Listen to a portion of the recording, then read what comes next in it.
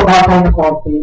And it's not really hard kasi pag pinakita mo lang yung Come Visit My Philippines, talagang kahit sino. I mean, we have a lot of people coming in from the States, from Europe. Meron pong isang nag-email sa akin, 18 years na po silang hindi umuwi kasi sabi niya gano'n, wala naman gusto pupuntahan dito. But since they joined Come Visit My Philippines, siya po at ang kanyang husband, they're actually here now, but baka nasa airport pa.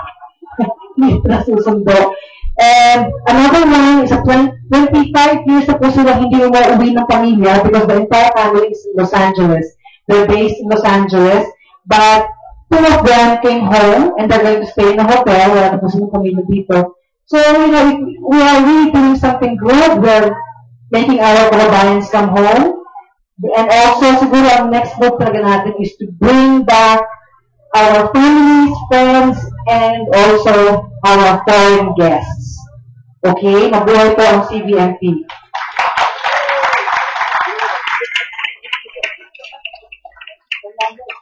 Tutuloy na natin ang ating video casting contest pa. Tapos, ang venue natin, tatapusin natin ang program natin in an hour dahil nakita naman ninyo may mga dekorasyon na yan, papalitan na mamaya yung mga content dahil mayroong wedding dito mamaya.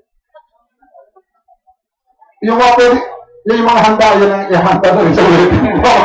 Ang dami-dami pa natin pagkain, hindi ko paano ubusin nyo yan. Ubusin nyo yan. Take it away.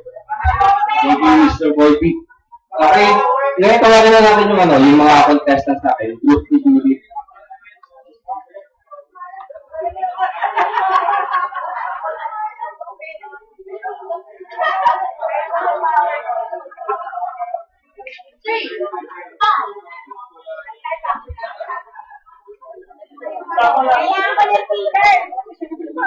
Sige na po tayo.